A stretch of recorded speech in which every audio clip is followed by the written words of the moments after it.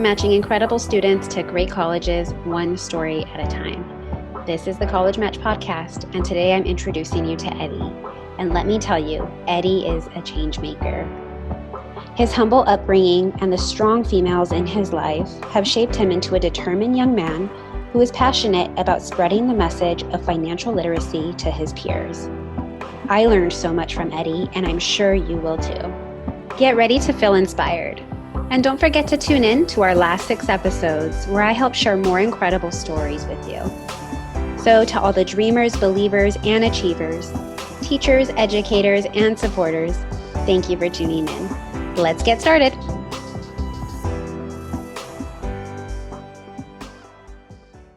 Welcome everybody to the College Match Podcast.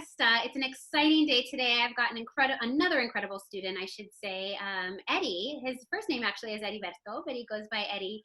How are you doing today, Eddy? I'm doing good, miss. Doing great. Just hot outside. It is, isn't it? Welcome to the SoCal weather.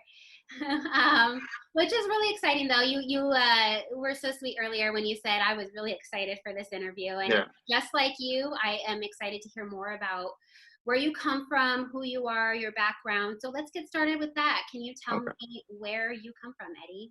Okay, well, I originate from Los Angeles. That's where I am from. That's my core. But I know that I have a lot of, like my background really it is influenced by Mexico.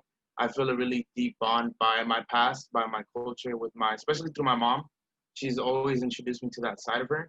And I feel like it's really just stuck onto me.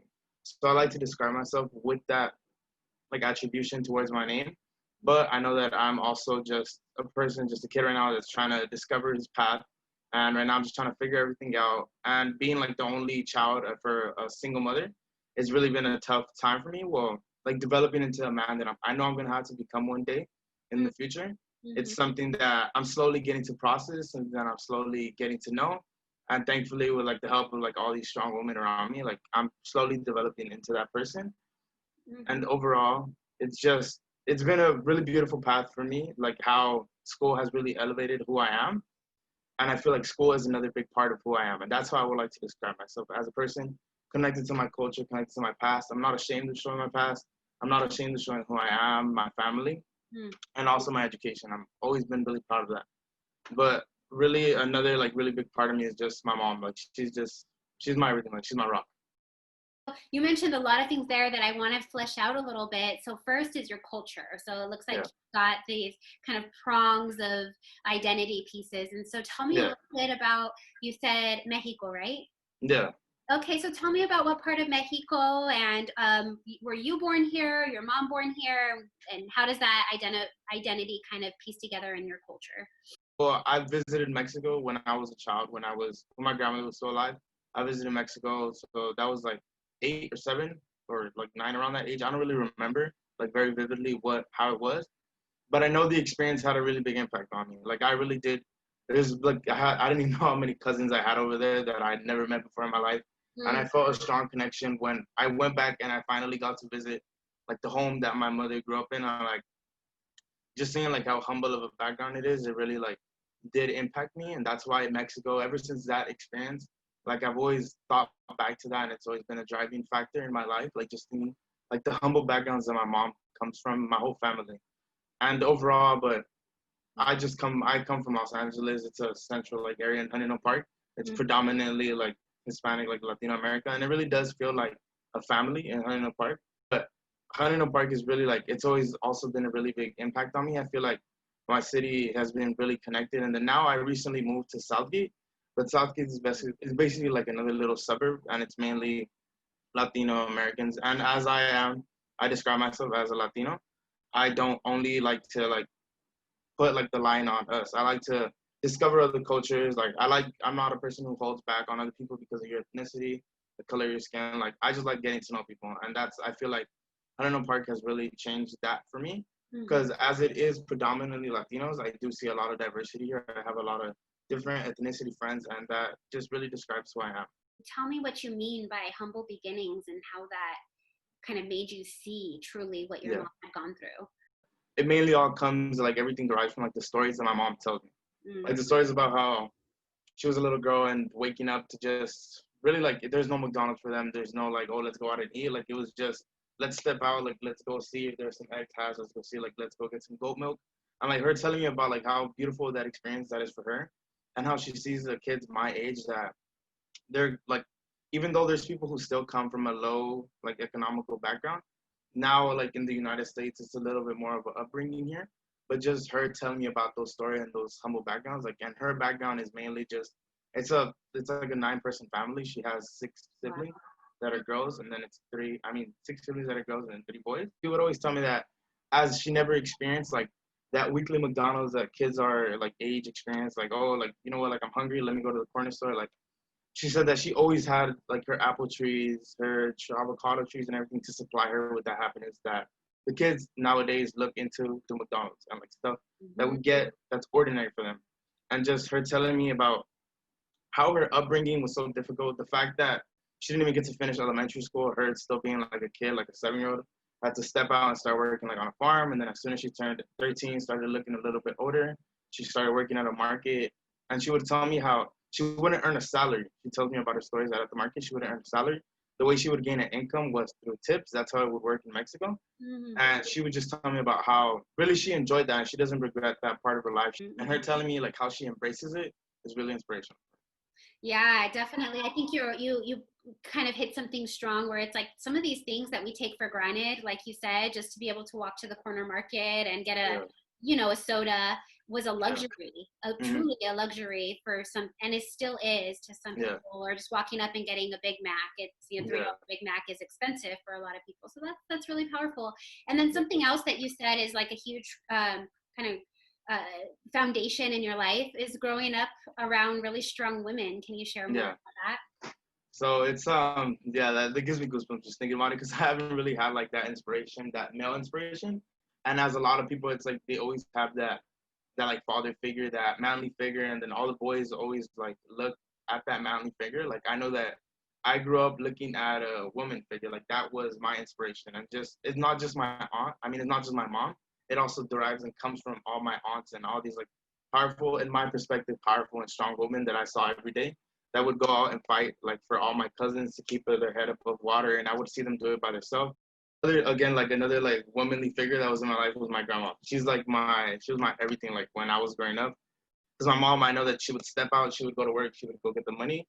And at that point, my grandma was the one who was there taking care of me. She was the one who would teach me lessons. She was the one who would take me out, like just like literally walks around like the street where something that was like cool in my mind as a little kid, like that was something like walking down Pacific Boulevard. That's like it's like a street down like Canino Park. That was like a really big thing for me, and my grandma would always do that for me. She passed away of cancer it's already been like almost a decade. I see it more as like a pushing factor, and also just a factor showing me that my mom's like a powerful person, and showing them that all these people around me, all these powerful women, that they could step up to the plate just like a man has to step up to the plate. And that's really like an inspirational thing for me. Like I think about it in the future, and I think about like my children in the future, and I know that they're not gonna have to experience that. But I like what it makes me picture is the fact that like all these other kids, I know that I'm not the only child who has an upbringing like mine, where I'm the only child. But I know that after seeing like these experiences through these powerful women, I know that these other kids are not alone, and I know that all these women could do just the same that a man can. I know that my mom, she fights for me every day until the day I turn 18. And I know that once I turn 18, it's going to be her time to rest, and it's my time to step up. When Eddy was growing up, he lived in a 5-bedroom house with his entire family and recalls the special memories through a series of baby pictures that you can see in our YouTube version of this podcast. One of the biggest things for me, like, again, like, I know that family always has, like, struggles, and there's always drama in family, but this is something that was really important to me, and, like, I don't really remember how everything went down again. I was, like, 4 or 5, but we all used to live in a house. Like, it was all of us together. It was, like, a 5-bedroom house, and that was a really big shaping thing for me, because I feel like it had a really big impact on me, because, like, I saw, like, that unity in my family as a young kid. Like, even though I didn't have that father figure, I know that I could still look out as my tias, and I did have some uncles who were still with some of my aunts, and I would also look at them as a big inspiration. I would see like the carne asadas that we would do outside, like every weekend, we would all be together, like that unity and that love that we had for each other. Like that's a very vivid thing that I know is still living inside of me. And I know that like all those events are always going to be like printed inside of me. They're always going to be something that I'm going to think about even when I'm in college, like starting to develop into an adult. I know that these are going to be things that I'm always going to think back to. And just like looking at those old baby pictures is something really important to me, because I see that even though I haven't had that figure in my life, I know that all these people around me have been there to be that figure. And I know that that's why I am who I am. During our interview, Eddy remembers a very emotional memory of his early years in school that continues to shape the man he's become today. School has been, it hasn't always been such a beautiful path that I've created as in high school. Like school, in the beginning, I know that I was going through sort of a rebellious phase, and I feel like that's due to some of my past. And I feel like as a child, as I was still like inspired so much by all these like figures, I know that, as I don't clearly remember now, I know that that must have had an impact on me. The fact that I would see like on Father's Day or like on Bring Your Parents to Work Day, and I would see all these dads come with their kids and like they're like this and that. And then me, my mom, she's working. I would never usually bring anyone. Mm-hmm. And like as I'm thinking about it, like I get emotional. I remember this time when I was in elementary. It was about fifth grade, and we had like the mother like Sundance or whatever, like where the parents came with the kids, and my mom didn't come. I remember my mom didn't come with me because she was obviously working, and at that point my grandma had already passed away. So I'm sorry. No, it's okay. So at that point, like it was a really big like. Yeah, it's a tough memory. I'm sorry. That was something really big for me. Like as I think back to it, like. Yeah, I mean, those are, I would say, monumental moments for a young one, you know? Okay. Okay. So as I think back to like those things, I remember that day like very specifically, because I remember that I was sitting outside with like my friends and they were there with their parents, and I remember I was like really small, but I remember I broke down like thinking about the fact that like. Hmm. Special. I mean, you have such a strong bond with your mom that I can't imagine how hard that was for you. Yeah, I remember that very clearly, and I remember that night, and then it was later at night, and I was explaining to my mom like about how I felt through that situation. And I just remember like my mom, like she got down and she was hugging me. She was like, "I'm sorry," like like, and she would always explain to me like, like your dad's not in it here, and I need to keep your head above water. Like I remember she would tell me these things, and I feel like those have been like really like building blocks upon me and like who I am. Like as I have had like a really rough past, I know that it's really like developed my mentality and like how like perseverant I am towards my future. And that's why a lot of people tell me like I've had so many of my friends like tell me like, dude, you're like way too dedicated to school, like you're focusing too much of your time on this. Like I remember when I was in football and I was managing this and that, and my friends would tell me, they're like, dude, you're gonna break down, like you're not gonna be able to manage all of this, like it's too much for you, like you take school way too seriously. Like my friends were over here partying and stuff. Like I'd rather take a day of completing all my homework so I'm stress free during the weekend than go to a simple party that's gonna ruin how I am for the rest of that week. And I feel like those like monumental moments like that I experienced like just from my past, like of my mom having to take other roles to just to keep me head above water, have really been like building like towards my character and towards how seriously I take like my education. Speaking of school, it was high school when Eddy realized that if he wanted to reach his goal of going to college, then he needed to be brave and ask for help. During these formative years, he also learned the true power of self-advocacy. And just I remember one of like the biggest points in my life was like another like really big monumental point in my life was when I got into high school. And then I didn't really like, because I know that a lot of my past, like my middle school past, it wasn't that great. Like, and I remember when I got into my freshman year, I was like placed into like classes that were not with like at honor standards or at AP standards. I was not placed with those people. And I realized that immediately, like beginning the semester, I realized that immediately, but I just didn't really address it until a couple months in. I remember like one of the biggest like points was that this conversation that I had with my counselor, Jessica Matos. And she's been a really big role like in my life too. And again, that's another like monumental woman that's been in my life. I remember I went up to her and I told her, Ms. Matos, like, I'm not trying to disrespect you or any of your students, but like, why am I placing these classes? Like, I feel like I could do better. And I remember exactly what she told me. She told me, Eddie, better to look like you're not. Your elementary school, like everyone take a test. Like it was in elementary school, you're categorized as gifted or not gifted. And evidently, I failed that test. And she explained to me how that's the reason why. But if I really push and show her that I can hang and stay at that level with those more categorized kids than me, that she will place me at that level. And I remember since from that day on, like that's when I just like it was just go go go. Like it's just I joined. I remember I joined like I didn't even know about like that you could take college classes like in high school. I joined my first college class. I joined football. I joined a bunch of clubs. And honestly, if you get involved, like it becomes one of the most beautiful experiences like in your young adult life. And I remember at the end of that freshman year, I was still like doubting myself. And even though I maintained a 4.0 GPA all throughout both of those semesters, and I was able to pass my college class with the A, and that was like my first college class ever. Then I was able to join the football team, and I was able to start lifting with the varsity seniors and stuff at their level. I still will have that doubt in my mind because of the fact that I'm not considered gifted. And I didn't speak to Ms. Matos during summer or like before we exited to summer. But I remember this clear as day when we were barely stepping into like our sophomore year and it was already like August. We were still in school, but I remember I saw and it was like a really emotional moment for me. Like I saw I had my first AP class and my first honors class. And just from that point on, I've taken over 11 college courses.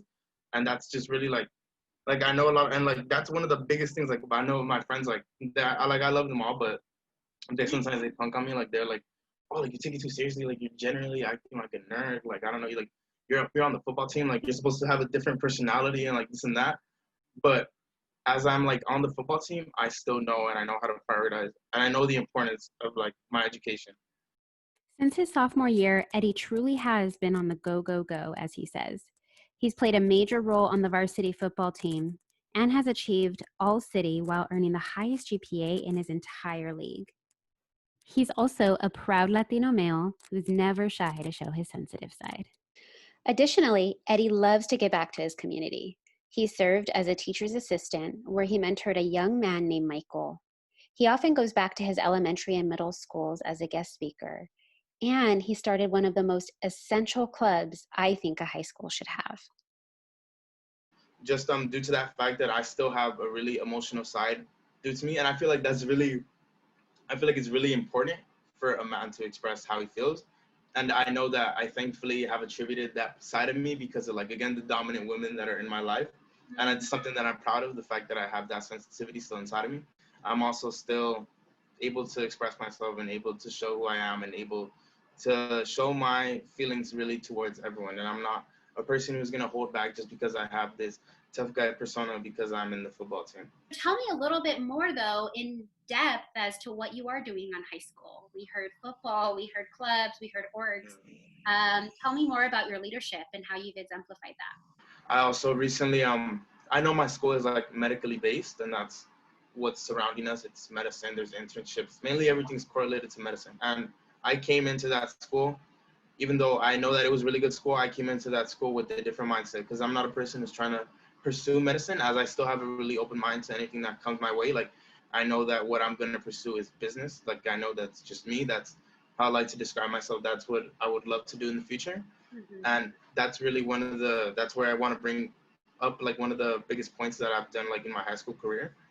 It was actually I started a club, a business club, and I started it with myself, and then I got my vice president and then my other friends too that are on like our panel.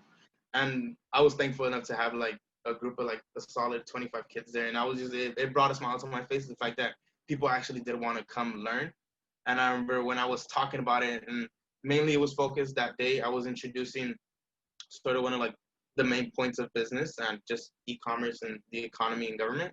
And I was introducing like stocks and how the functionality of stocks and how that works. Like, because I feel like a lot of kids like my age are like, oh, you can't invest in that. You have to be like a rich millionaire to like do that. You have to be like an old like rich millionaire who has money just throw away.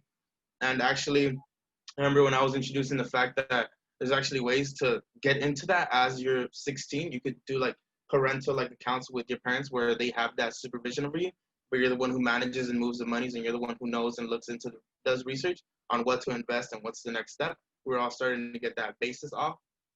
And then we had another meeting, and this meeting, Mr. Solis got more involved in just overall the fact that like a lot of the kids my age didn't even know like stocks is something that's like it's out there for us to take part of and to educate ourselves on, and not just that, like bring up our knowledge, but also economically, like in the future, it could have a really big impact on us. And the fact that we could start at a young age is something really important that I feel like a lot of kids needed to look into, and that's one of the main reasons that I opened up that club, because I wanted to inform a lot of the kids about that. I think it's really cool that you are, starting this conversation soon, but it's also very rare that students, young people, young adults your age, even have these, just basic financial literacy.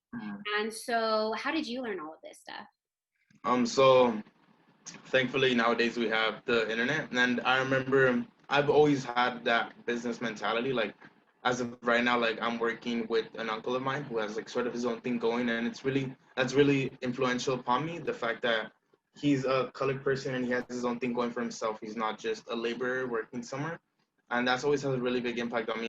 Eddy started working with his uncle this summer, and even though COVID has affected his ability to play football, he still finds the time to work on his college applications. And he's even learned firsthand how to invest in real estate. But I like to focus like my free time as right now I've had a really busy schedule. Like this whole summer, it hasn't really been much of a rest for me, aside from like just college maths and stuff that I've also had to focus on, and obviously getting my essays in, getting like perfection on those essays. I've been working every day. It's from 5:30 to around like 3 p.m. And as I know that's a pretty long schedule, like for a lot of people, I still am thankful enough to have a little bit of time to put my education, like my essays into that, and then also do a little bit of research. Like every day I do watch like at least like 5 minutes like YouTube videos and stuff, just to inform me on, because I know that this is when I want to look into the future. So why not just start educating myself upon that? I wish that schools would begin teaching this type of stuff as early as middle school. I think it's so important. We have way too many people in debt and student debt and all of the above. So that's really, really cool.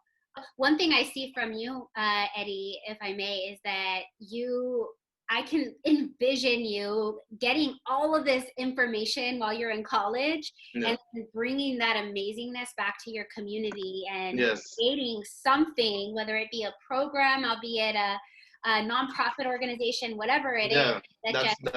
Am I hitting it? Because I feel like you create. That's what I explained to Miss Curro, because before we started getting into our personal statements and stuff, Miss Curro, she made us do basically like not really like essays stuff. She just made us do bullet points on our visions and what we want for the future.